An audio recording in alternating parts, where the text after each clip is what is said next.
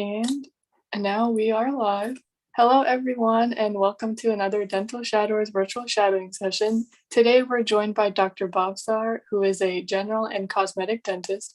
Thank you so much again for joining us, Dr. Bhavsar, and whenever you're ready, you can take it away. Thank you. Guys, for inviting me here to speak to you all, especially during your lunch break. I know it's hard doing a midday lecture, so I do really appreciate you all being here.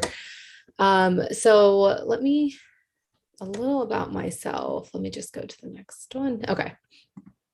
So a little about myself and my journey to becoming a dentist. So, I was born and raised in New Jersey. I actually lived some of my time in Texas, but mostly in Jersey. Ironically, I was part of the pharmacy program at Rutgers, and I was working as a pharmacy tech during college. And, I realized really quickly that I wasn't that into it, and I didn't think pharmacy was for me. So, I had a hindrance. I actually had a fear of a dentist, and my cousin had just recently graduated from dental school. So I ended up going to him, and he did a lot of work on me, and he helped me overcome my fear a little bit by introducing me to pain-free dentistry and calming techniques and things like that. So I had a really good experience, and he kind of opened my eyes to the field of dentistry in college. And I ended up he was far from me, so I didn't get to shadow him that much. He was in Pennsylvania. So I ended up shadowing a lot of local dentists, doing research and, with professors. At that time, it was UMD&J, and then I just ended up, I fell in love with dentistry. So I ended up doing that, and that kind of just sealed the deal for me. So that's kind of how I got into dentistry. So I ended up applying to the 7-year program through Rutgers and UMD&J at that point. And I got accepted, which was so exciting. But my 3rd year of college, I ended up breaking my leg. So I took a year deferment. And I'm only telling you this because my last year of college was so easy, because I basically had completed college in 3 years, because you would get some credits transferred after your first semester, your first year of dental school. So I really only had maybe a semester of 2 worth of, credits left. So I was taking very easy classes. I think I was taking like criminology and some stuff you're probably never going to use again, but it was cool to take and learn. So it was a really, really relaxed, chill year. So when I started dental school, it was a shock to my system, because I was so even when I was, taking all the our harder classes, I wasn't studying every night, or I wasn't really studying weeks before the exam. I would probably do 2 or 3 days before the exam, review the book and the material from class. And, I did pretty well on my test. So I never really thought that that's not how you study for dental school. And I quickly realized that, it was a huge learning curve. So I realized really quickly that you need to every night review that day's material, or if you're started, operative or something, you need to drill once or twice a week and practice. And, I slowly became accustomed to studying on the weekends and every night, and, drilling, and realizing that this is not a few days before the exam kind of you get to study kind of a thing. So that was the challenge for me. But after that, it was pretty, smooth from there out. Obviously, dental school is hard. But it was more for me, time management, managing my free time, personal time, because you can't just be studying all the time. So you need to, have a good work-life balance too. So, that's basically, what happened. So undergraduate, I did at Rutgers. And then my graduate dental school, which is now Rutgers, was UMD&J. I graduated in 2011. And then I did a 1-year GPR, which is a general practice residency at Monmouth Medical Center down in Long Branch. It's down the shore in Jersey. And, I know residency is a long way from your minds right now, but something to keep in mind. And even when you're choosing a dental school, I guess, like where you do your residency many times is where you will get like your first job, because that's where you make most of your connections, right? So if you say, I live in North Jersey, but I did my residency down the shore. So most of the opportunities I was getting was down the shore. So even though I wanted to move back to North Jersey, it was much harder because I didn't know the doctors up there, the, professors or anything. So that was just something that, no one had ever told me. So I was just like, oh, I would love to live down the shore for a year. Um, which, now I tell everybody, like, just to keep that in mind, because where you go is where you're going to make your connections. So that was a big thing for me. So I wanted to share that with you guys. Um, so yeah. So, and then, so how did I get into, so I'm also an assistant professor at Rutgers now. I do part-time. So I'm there 3 days, and then I have in private practice about 1.5 to 2 days, depending on the week. So how did I get into private practice? A lot of people ask me that, especially being so young. So the way I got into that was there's a program called FP2P. It's called From Practice to Preceptor. And there was like a grant that was given to Rutgers. It was like a CE course, basically. It was like a 2-year course. And it basically was looking for people who were in the private field to come teach in the, and get a viewpoint of what academia was.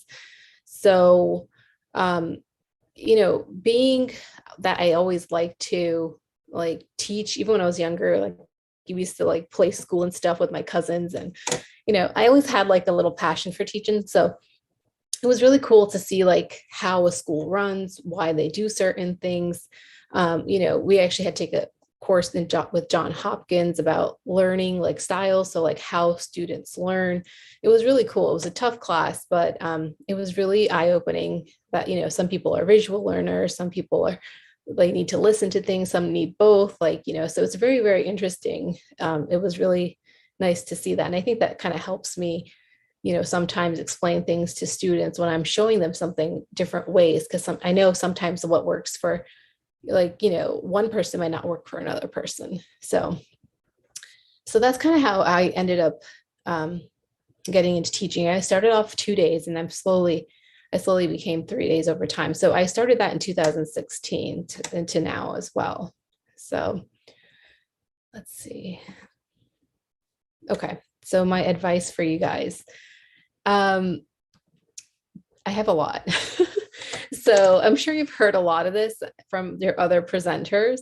So a lot of this may be repetitive, so I'm sorry about that, but I'm sure you've heard, shadow a couple of offices. I work for a fee for service, which means we really don't accept or participate with many insurances, which is very different from a corporate or an insurance-based office. And, we also are purely a general practice. We don't have any specialties in our practice. It's not a group practice. So, it would be good for you guys to check out practices. Like if you're interested in ortho or oral surgery or endo or peri or something, you can go to those offices as well. And, or if you go to a group practice, you actually get to see everything there. So that's one of the big things that I do think would be helpful for you guys. And then the second thing is to find a mentor. So that is, I know it's like harder said than done, but you can if you end up shadowing somewhere and you end up liking a practice or something, you can become, you can ask your questions to the dentist and see if they're interested in mentoring you. You could even work at that practice as a sterilization tech or a dental assistant. So that would really help you pick up terminology, learn the instruments. It'll give you a heads up almost, a little advantage before getting to dental school, because you'll know oh, this is what my dentist used when he does a composite, or this is what he used, or when he did an extraction, or this is what this is called. So you may have a better understanding of it. It won't be all brand new to you, especially the terminology, because I think that's one of the things students find hardest in operative is the terminology. So just getting used to saying things. So that is like another thing. And then, volunteer work, always important to show that you have a, cause that you're passionate about and that are involved in. So, because, a lot of dentistry is giving back. We do a lot of, give kids a smile days. We do a lot of, pro bono work, dentistry, free dentistry days. So, it's good to, have that kind of personality and background, the volunteer work, so you kind of get a feel for it.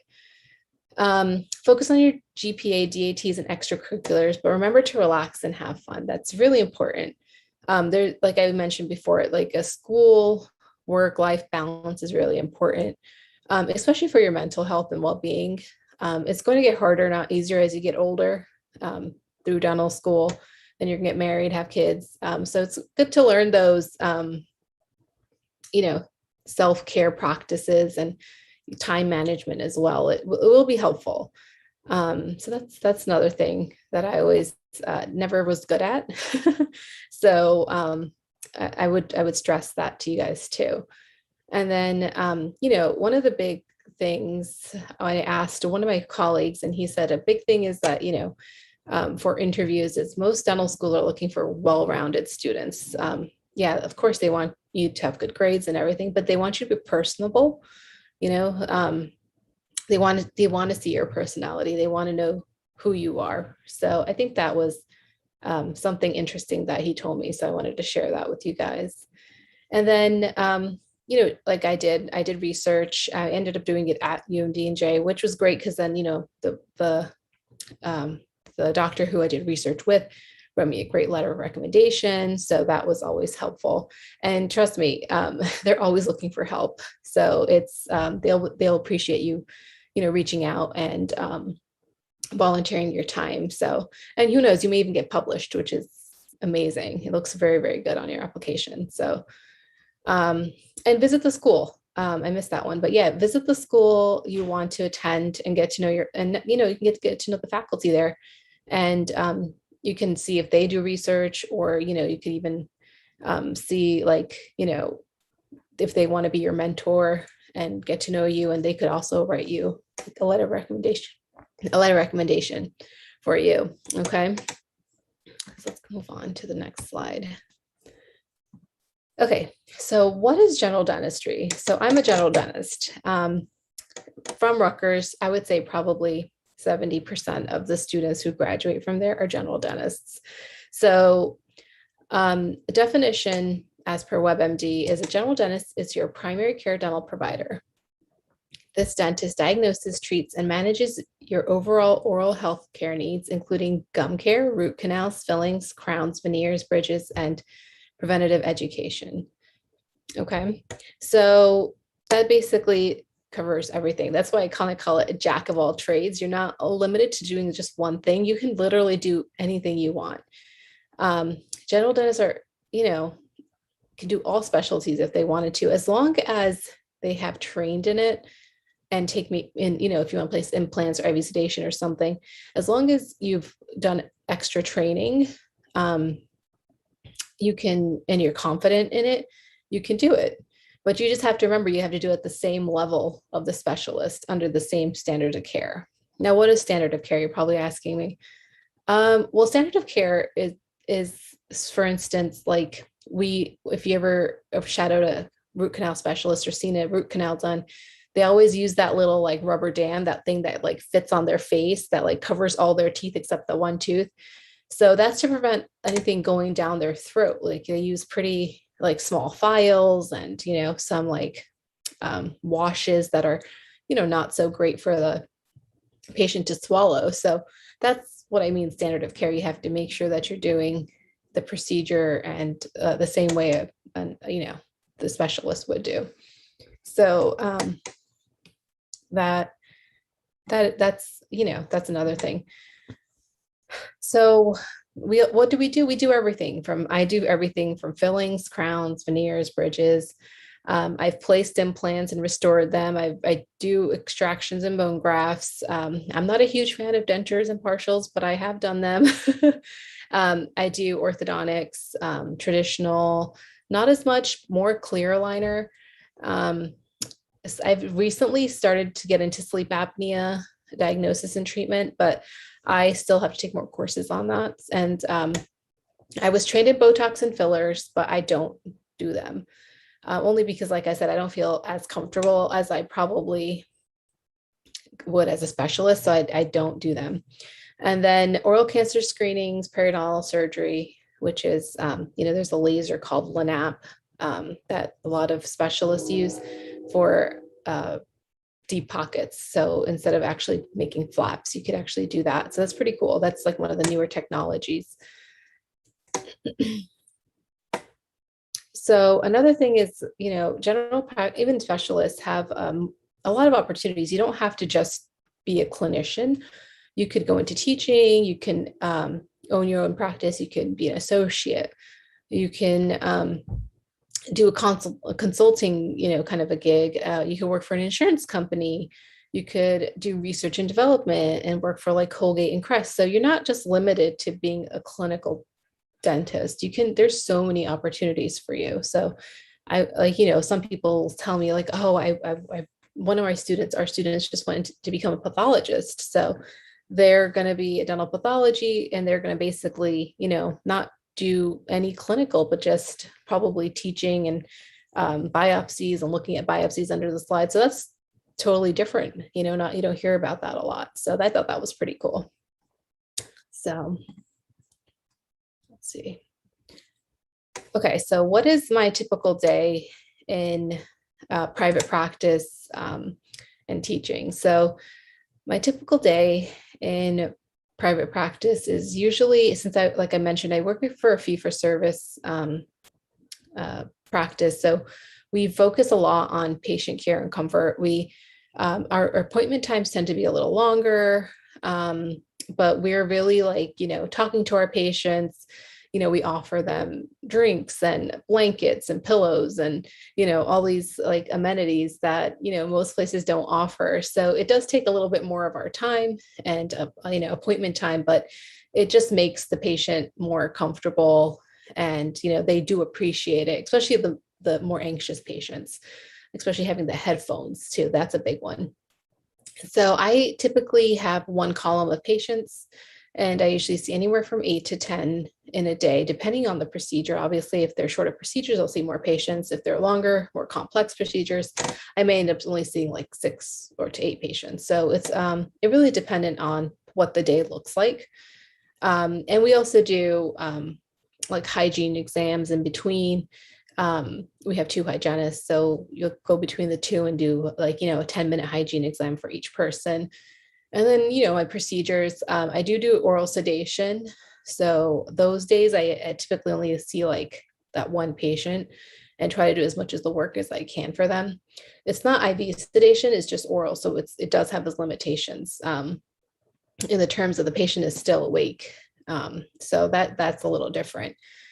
So veneers, orthodontics, endo, crowns, implant crowns, consults is typically what, I do during the day. So, and then when I'm teaching, I teach, I'm the course director for operative 1 so that's the freshman class, operative lab and didactic. So that is usually a lot of time. It's 2 semesters. We have trimesters. So it's 2 trimesters. And, the other days that I'm there, I'm in the clinic teaching, the D3 and D4 students. There's usually 8 students per session. So, that's a little bit challenging when they're first coming in, but after that, it's pretty, routine. They have 3 hours usually for one patient. So it's pretty nice for them to learn and for me to teach them. So it's great. All right. So what kind of complaints do patients present with? Typically it's pain, like they broke a tooth, their TMJ hurts, sinus issues. If it is a broken tooth, sometimes they'll need a root canal or crown, or may need to even take out the tooth. Sometimes they come in with like a missing filling that just needs to be replaced, which is nice and simple. And, sometimes it's just sensitivity. Maybe they have a cavity, or, it's something, sometimes it's cold or air that's hurting them. And it's just usually due to gum recession. So sometimes we place a desensitizer on them and it makes them feel better. And that usually has to be reapplied, or, every 6 months to a year. And usually if it's pretty bad, we'll send them to the periodontist for grafting or something. But yeah, so crooked teeth, which we end up doing either traditional braces or like clear aligners. There's so many companies out there now. So there's a lot to choose from, even for us as a dentist who provides it. And then a big one is usually teeth whitening, especially around people having big events like graduations and weddings and things like that. So, and sometimes, people just want to get their teeth whitened. So that's pretty popular too. And cosmetic, which is, a lot of people come in unhappy with their smile. They're not so confident. And especially lately, because everyone's been wearing a mask, like they have been noticing their breath smells, or, they're more conscious about it. And so like now that they're like, oh, I'm in a mask anyway. So when I come out of it, I want to have like a nice smile and I want to be able to feel confident again. So that's why we've been seeing a lot of, ortho and cosmetic work being done right now. So a lot of people usually aren't like happy with their teeth size or shape or color, or they're crooked, or their bite's not right, or they're too short or too long. So that's usually most of the complaints for cosmetic that comes in. And sometimes we have people coming in for second opinions. So that's sometimes, a big portion of it as well. So, all right. So we kind of went over this, what kind of procedures do general practice providers perform. Pretty much you can do anything you feel comfortable with. So if it's operative, it's fillings or inlays and onlays, teeth whitening. If it's fixed, it's crown and bridge, cosmetic work, oral surgery, extractions, bone grafts, biopsies, third molar removal, implant placement, the list goes on. Orthodontics, clear aligners, traditional braces, or there's something called 6-month braces that some people do. Endodontics, basic and complex root canals, retreatments, apicoectomies. Periodontics are usually gingivectomies, linaplepip, grafting, traditional, flapping, things like that. Periodontics, cleanings, operative, fix, pedodontics. So the children. But yeah, we do everything on them too. They get crowns, stainless steel. Now they have zirconia crowns, which are white, which is pretty cool. So as time is going on, they're getting more and more better. Even for kids, they have better options. Okay.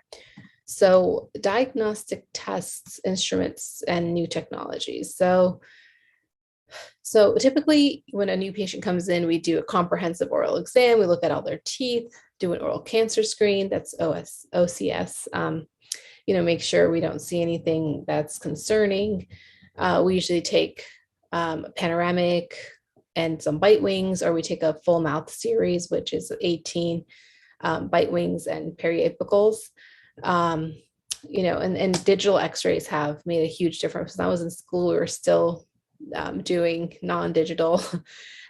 So when I graduated and a couple years out, it was so awesome to not have to dip the films and it was automatically on your screen. That was pretty cool.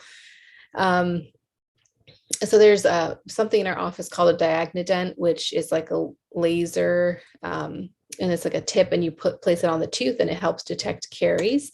It gives you a number, and each of those numbers kind of represents like if it's like just demineralized, if it's start of caries, if it's like a pretty moderate carie, advanced caries. So it's nice. It's not obviously like the only way you should be using to detect caries, but it's a nice tool, especially if it's something that it looks maybe or maybe not carious. And then a huge thing in our practice is intraoral cameras. It's we use it for record keeping, of course, because if someone comes in with gum recession, we want to track it, right? So we take pictures of that to see if next time they come has gotten better, worse, things like that. And a lot of the times patients don't know what we're talking about, right? We're talking in our lingo to our hygienist or, whoever is in the room, or even to them, we forget that, our dental IQ is not the same as the patient's dental IQ, right? So we might be saying things to them and they're just like nodding yes, but having no clue what we're saying. So sometimes a picture is worth 1,000 words. So if like during their cleaning, the hygienist sees something, snaps a picture of like a crack in the tooth, then the patient will be like, whoa, what is that? Like, is that a crack in my tooth? Or what is that hole? What is that black thing? And it's like, oh, that's the hole in your tooth that we're telling you to get fixed. And, it really encourages them not to put it off. And to get the treatment done sooner than later so that it doesn't end up becoming something worse. So I found that the intraoral camera has been, really great for our practice. I had mentioned lasers, like the perio surgeries, biopsies you could do with the laser. You can do gingivectomies, frenectomies, do a lot of things with lasers nowadays. You could even like just trough the gingiva before taking your impression for your crown. So lasers have come a long way in dentistry.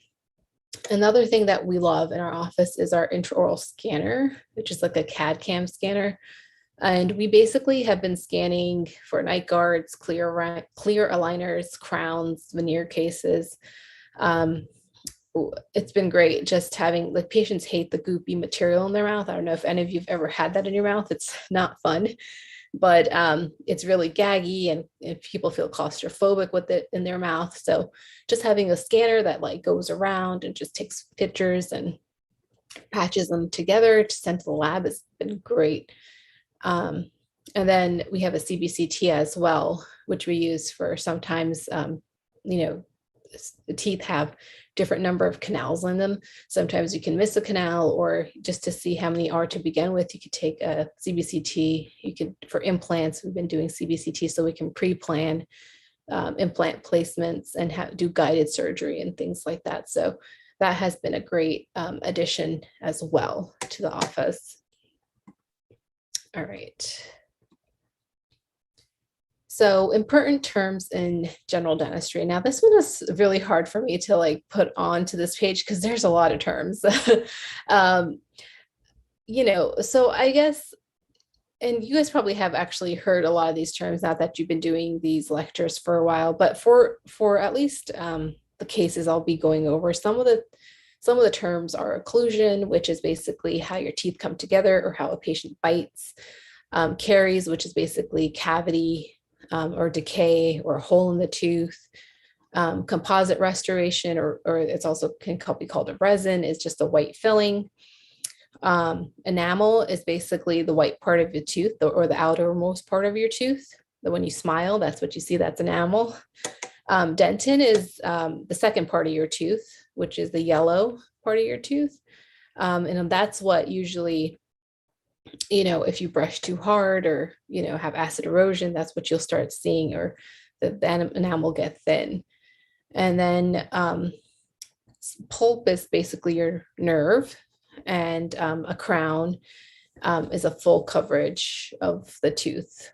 Okay. So you're reducing all the sides. There's 5 sides of a tooth. For a crown, you're literally reducing all 5 sides and then placing something on top. Okay. All right. So I was asked to go over a couple of cases with you guys in detail. So I figured I would put one simple filling case and then another one that's a little bit more complex. So I'm not the best at documenting and taking pictures or videos. So you please forgive me for these like not so great quality of, pictures.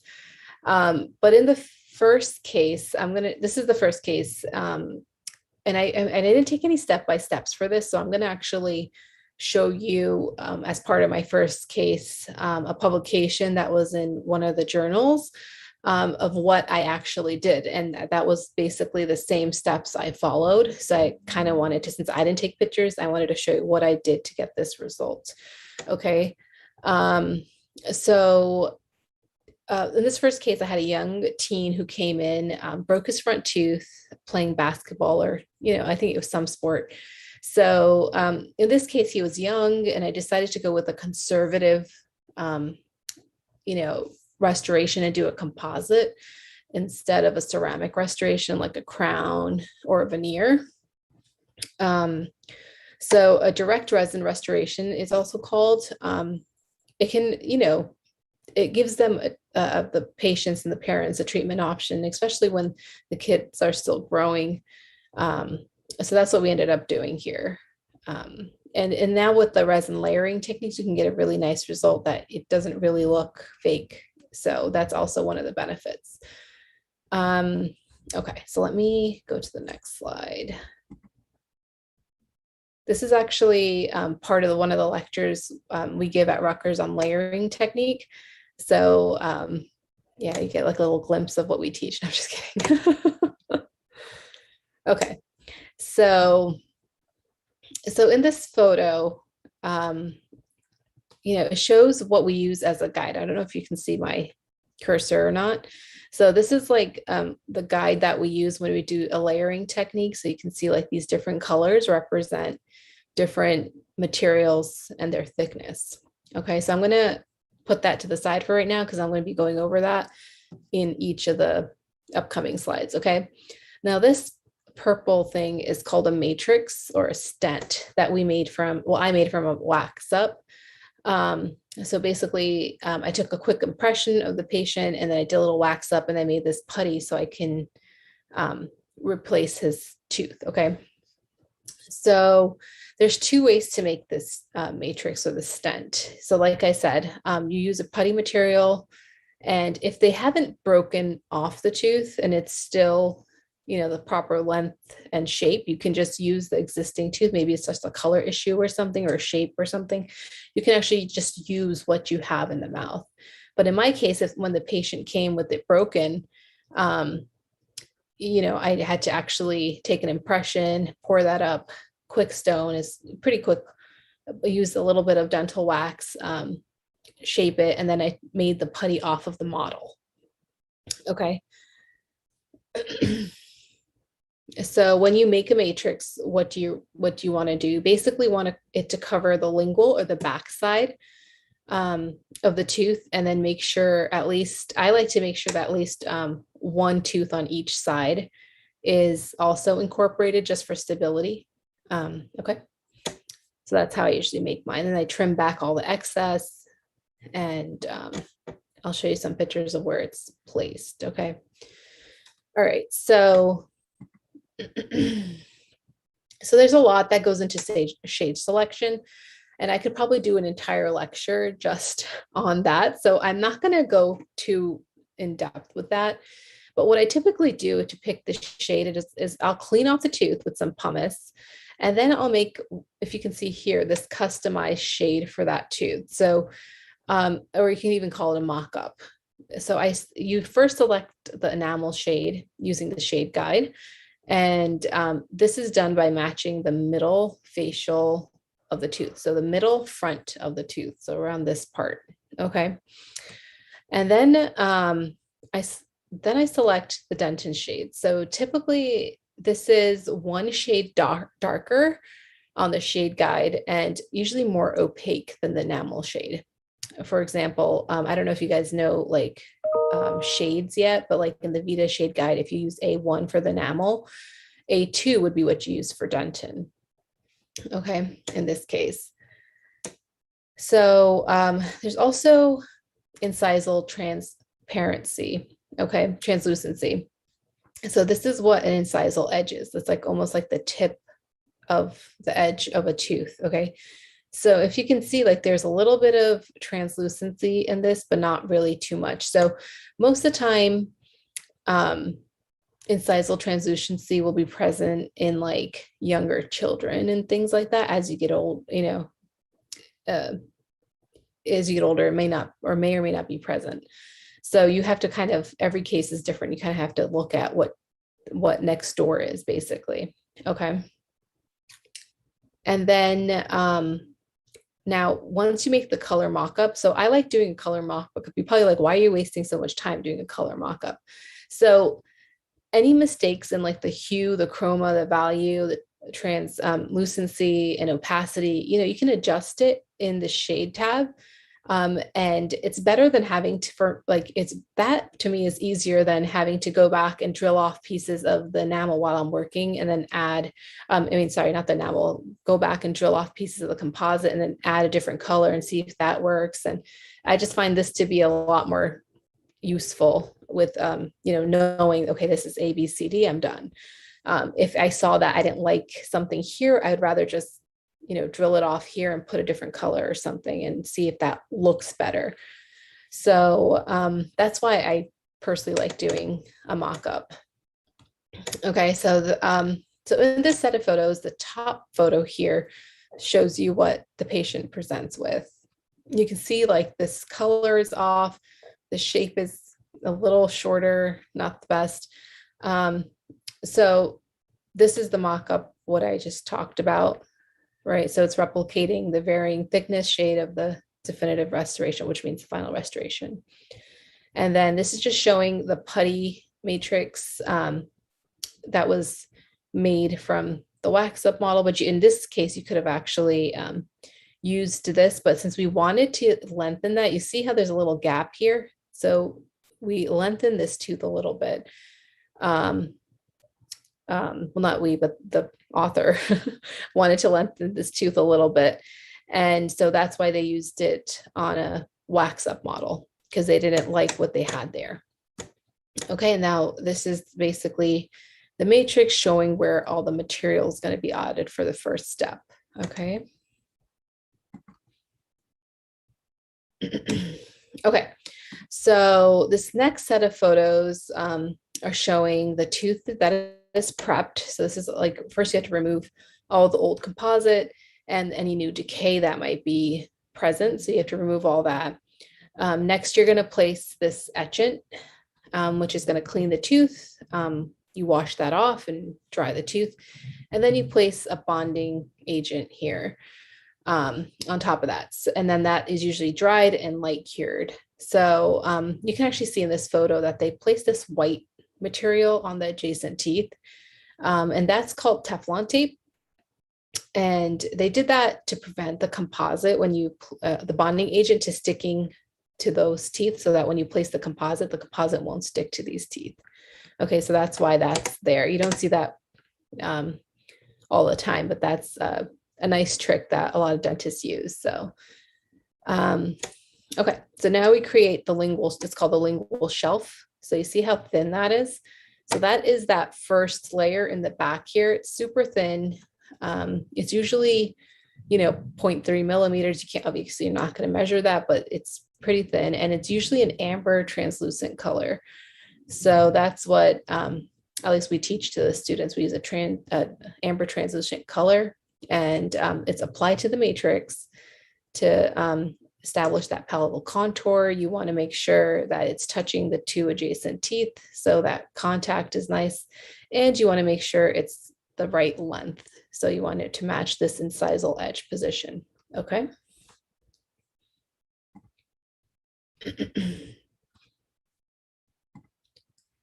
All right, next we add the dentin shade layer, which is usually the thickest layer. Just like in our natural teeth, it's the thickest layer. So this is applying that dentin shade. You can see that orange right here. That's the dentin shade. You can see how much that is. Okay. A fine instrument is then used to refine the mamelons morphology. So you'll see that they're starting to add some anatomy into here. And then you place a thin layer of translucent composite at the incisal edge. Since the patient really didn't have too much translucency, we're not going to go crazy putting that on. And last, we place the enamel shade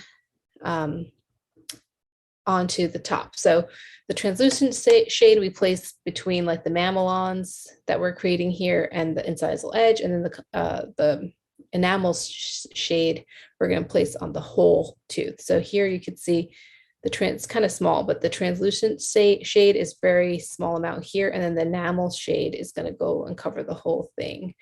So let me see if I can go back and show that to you. So you see that? So this is the orange is the dentin, and the incisal layer, the clear translucent area, is very small. And then the enamel shade will go on top of the whole thing. All right. Okay, so this is kind of what it looked like after curing it and everything. So then you can use, you know, now you can start finishing and polishing this restoration to look natural, right? It just looks like dull right now. So you're going to use your fine finishing discs and to achieve the anatomy and the correct line angles. And obviously that's more that you're going to learn in when you take dental anatomy, like the line angles of a tooth, you know, this way and that way. You could see like where the light shines on hits this tooth. You kind of want to mimic that here. You want to use your fine finishing diamond burrs, which are usually these red stripes right here, and contour the restoration. So you want to make sure it's not too bulky here, and it's flatter at the middle, and that will give you that nice, you know, profile of the tooth.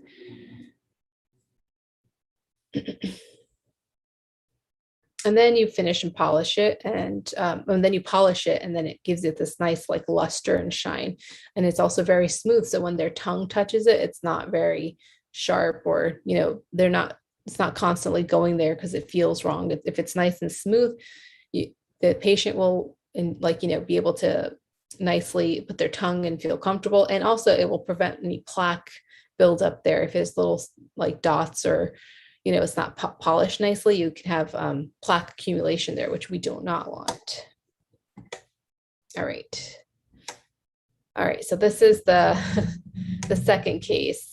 I hope that was like enough details for that first case, and it wasn't like too overwhelming or anything. I didn't want to go too much into detail and overwhelm you guys, but I also didn't want it to just be here, there's a before and after. So, so I hope that was okay. But the second one I won't be as detailed with. I'll just kind of, again, my pictures are terrible, so I'm sorry about that. But this next case is going to be, you know, this was actually my assistant's father at the time. He only wanted to do the top teeth, and you can see there's a lot of destruction on these teeth. But, you know, I told him he's going to need to finish doing his bottom teeth as well because of his bite, the canine guidance. He's going to end up breaking these restorations off. So in the end, he ended up doing the bottoms as well, but it did take him a little time to convince him to do that. So, okay, so you can see he has a large space, and there's composite. So this is called the diastema. So when there's a gap between the front two teeth, that's usually called diastema. And you can see here he has like composite or bonding on these teeth as well. So okay, if you can only imagine how much this space actually is, without that, it was pretty phenomenal. So that was a big challenge to, you know, space out all the teeth so that we can close this gap, because he didn't want even a little gap. He wanted it closed entirely. Okay. Clenching and grinding can cause this kind of destruction, erosion from stomach acid, abrasive brushing habits, you know, brushing too hard or using a hard bristle toothbrush can really cause this. But you can see like the whole front of this tooth is gone. That's the canine, which is like very important for stability of your bite. The back of it has been eroded, all this incisal edge erosion. Right here, look at that, it's like all gone. The whole cusp tip is gone.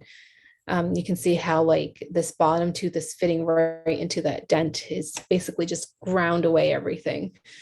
Okay, so yeah, he also has this one tooth that's misaligned. I kind of forgot about that. So that's also something to take into consideration when you're doing your, you know, mock-up, or your, in this case, we're gonna do a wax up. Okay, so let me move this. All right, so the first thing we do is take records when we do this kind of a big complex cosmetic case. So we take a FaceBo, we take impressions, photos, a bite, that you just want to be able to put that as records in your chart, but also to help communicate with the lab that what's there now and what we want it to look like. So this is showing the poured up models that I took with the impressions. I broke off, the lab broke off these teeth, but that's okay. We really didn't need them at that time. So you can actually see they're, missing tooth structure. But now that we have this, we can actually use our Boley gauge and measure out like each tooth and then see where we want each of these. We only did these 6 because these are already crowned in the back here. So on this back as well. So we only had these 6 to work with in terms of spacing. So that's what I did. So the next thing we do is do this wax up. Okay, so this is the same patient.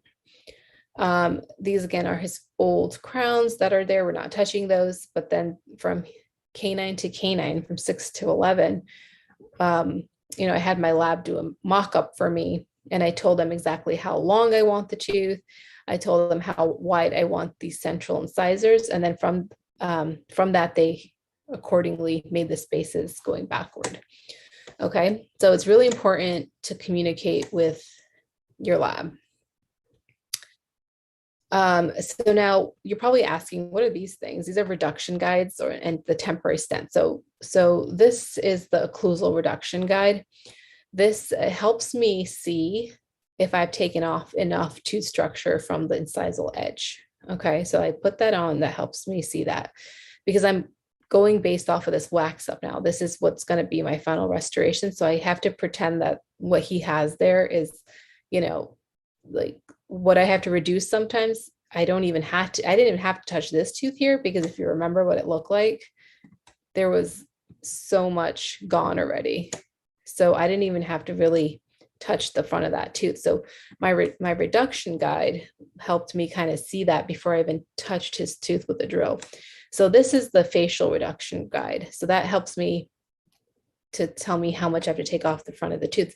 So before I even start, I put that on. I say, oh, wow, I have a ton of space here. But this tooth that was sticking out, I need to make sure I really take it down because that is sticking out and I need to make sure it's in the same plane as these other teeth. Okay, so that's a good, it's good to have so that you're not overcutting certain teeth and undercutting other teeth. Okay, so you can't just cut the same amount for every tooth because every tooth is a little bit different. Okay, so this is what I use to make the temporary. This is, a putty, and then basically from canine to canine, that's all that's going to go on here. But that basically what the lab did is took an impression of this. Okay, and then I use that to put in their mouth. So there's like a softer material on the inside that's more flexible, and this harder on the outside, which prevents it from moving. Okay, so now one thing to remember is that because these are all going to be joined together, the patient's not going to be able to floss. So you have to make sure when they go home that they're really using like a water pick or something and making sure the gums are nice and healthy because you don't want bleeding when you're trying to, cement your final crowns. You want dry, dry, dry. Everything in dentistry, you never want saliva, you never want blood, you want everything to be dry. All right. So this is the final of the top. Like I mentioned to you, he didn't want to do these bottom teeth yet, but this is what it ended up being, the tops completed, okay? I ended up using, so these in the back were porcelain fused to metal crowns, but I personally didn't like that because if some recession happens or something, you can see the metal margins. So I ended up using a zirconia core, which is basically blocks out any of the darkness of his teeth. So you can see his teeth are pretty dark and this color is a little bit lighter. So that zirconia core basically blocked out all the darkness. And then I was able to ask the lab to press the ceramic or the porcelain onto these teeth to make it match the same color as these back teeth. So that was a little bit harder to do because it's much easier if you're doing, all 10 teeth on the top, then you just don't have to really worry about the shade. It's all going to be the same shade. But when you're matching one tooth, that's the hardest. Or like other teeth, that's usually where, it's a little bit challenging. You have to really communicate with shade tabs and photos with your lab. So they kind of get an idea of what the actual color is that the patient has. All right. And then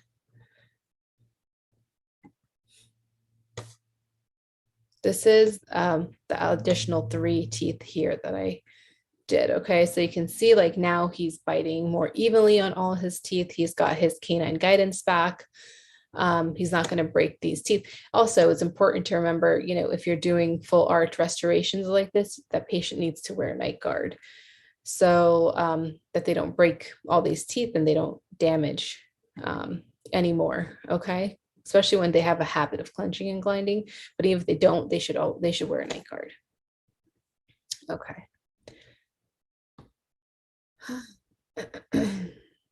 So there you go. Let me just move that. All right. So you guys are choosing an amazing, versatile profession. We're able to make life-changing impacts in people's lives. Like this patient that I just showed you, he was ecstatic. He would not smile before he came in to see me. And he left like huge smile. He was so happy. We're able to boost people's self-confidence and restore their health in their mouth. And, it's a gateway. The mouth is a gateway to the rest of our body. So a healthy mouth is a lot of times linked to a healthy body. They've seen periodontal, the bacteria and periodontal disease in the heart, things like that. So it's really important, what we do. So your reach is limitless. And remember, like this quote is saying, you are capable of doing anything you put your mind to. So, you can achieve whatever you do, whatever you put your mind to. And, it's basically you all are already on the right path, taking these CE classes and, learning and exposing yourself to dentistry. So you're on the right path. You can reach out to me or anybody else if you ever have questions. So, I wish you all the best of luck on your journeys. And I hope to see some of you, at Rutgers one day. So, like I said, if you have any questions, feel free to reach out to me on social media. I'm happy to respond back or, personally message you back with any questions or, anything. It doesn't even have to be, related to getting into dental school or dental school related. It could just be like a question about your own teeth or something. I'm happy to like help you guys out in any ways. So, so thank you again for having me. And I hope this was informative and you liked this presentation. Thank you so much, Dr. Bhavsar. We really did enjoy the presentation and your detailed case studies. Awesome. Great. I think Isabel will go ahead and read some questions from our chat now. Oh, sure. Yeah, of course. Yes, thank you for that wonderful presentation. I really enjoyed it. And I do have questions for you. Okay. The first question is, what gets you excited about coming to work every day? I love dentistry. I love the difference we can make in someone's life. I also love talking and I'm a very people person. So I like getting to know my patients, their families. We sometimes are psychiatrists or psychologists or whatever you want to say. Like sometimes we'll listen to our patients' problems and they listen to our problems. It's great. It's such a I've been at my practice for almost 10 years now. So there's kids that I started seeing who are now teenagers going to college or getting married. And it's amazing to see that. It's like they've become part of your family.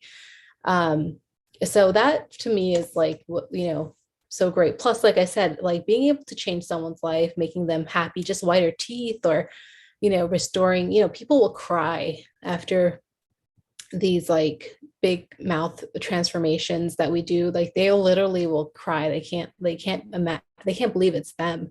They have so much more confidence in themselves. It's life-changing what we do. And, I also like the teaching aspect too. I really like being able to, help the next generation,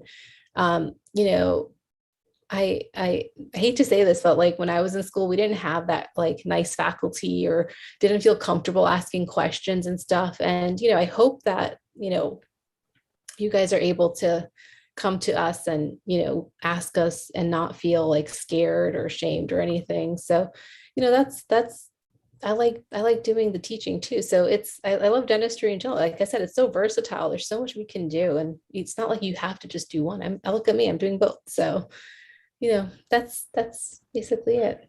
That's true. Dentistry has a lot of different hats you can wear. Absolutely.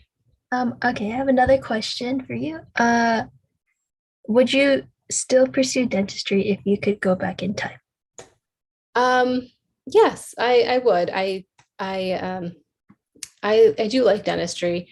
I don't see myself doing anything else, to be honest. Like I mentioned to you guys before we started, I really like makeup and DIY stuff and creating. And a lot of times dentists, you'll see a lot of dentists like do side businesses or even like just side passions, you could say. And like I do like a lot of baking. I planned my whole daughter's birthday by myself. It was like crazy. Like I made like styrofoam, like sea animals and stuff. We're like, dentistry is so creative that I feel like we have so much artistic. It's not just all science. There's a lot of art in it. So I personally love it. So I wouldn't change my career. No. Awesome. And what do you find most challenging about your profession?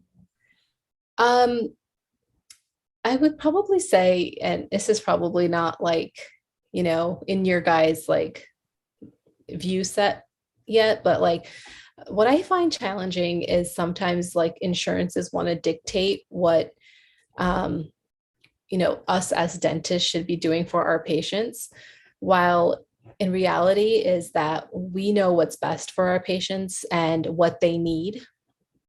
And it's just kind of it's kind of sad that dentistry is becoming more like medicine in the terms of insurance is like dictating a lot of it. So that's like the only thing I find really difficult.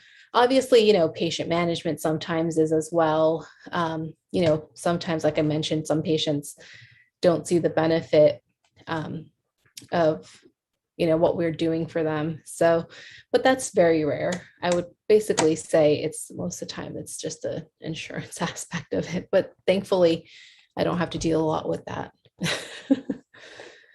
And our last question, if you could change something about the practice of dentistry, what would it be? Oh, that's a good question. I don't know. I feel like we have come a long way, even from when I just graduated 10 years. We have a lot of technology. We have the 3D printing now, the models. I feel like we just need to continue on that path of like technology. And I think that's going to be like game changing for our field. We already have the CBCT, the lasers, intraoral cameras and scanners, and now the 3D printing. So, I mean, I think that's just where we need to continue, honestly. But yeah, those are some great questions. Thank you so much for answering that question, Dr. Bhavsar. I definitely agree with the technology thing. When I've shadowed, I've seen a lot of like new technology that I didn't even know existed. Yeah, it's crazy. Even like I just like was looking, so you guys have to wear loops with like magnification. So I just found something where, a lot of the times dentists have back pain and issues since we don't like really sit proper or like are, bent over like pretzels sometimes. I mean, we really need to stress ergonomics in dentistry. That's one thing that we really should be doing that a lot of people don't focus on. And, that there was these loops that help you sit straight and you look straight, you just look straight and they actually bend and you don't have to like tilt your neck down at all. I thought that was really cool. That new technology that they're coming out with, like, is phenomenal. It's mind blowing. So I want to try those out. Yeah, that is really fascinating. Yeah. Well, thank you. Sorry. Can you have one last question? Somebody asked sure. a case. So they said for case number 2, Since a lot of the anterior teeth were eroded, especially the canine, did you ever consider a bridge instead of crowns? Did I consider what? A bridge instead of crowns. Oh, a bridge. So a bridge is only really utilized if you're missing a tooth. So that tooth, the canine is actually the strongest and longest tooth in your mouth.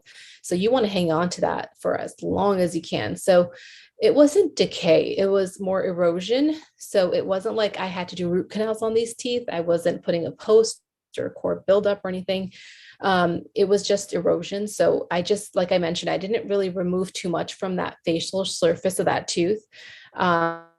I basically, like with my reduction guide, just took off where I needed to, interproximally mostly, and on the lingual and the incisal very little because it was already pretty worn off there.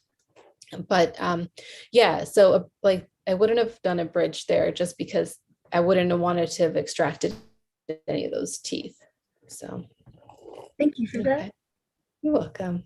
Awesome. Well, thank you again, Dr. Bhavsar, and thank you everyone for joining our session today. Make sure you follow Dr. Bhavsar on her social media, and make sure you join us for our next virtual shadowing session.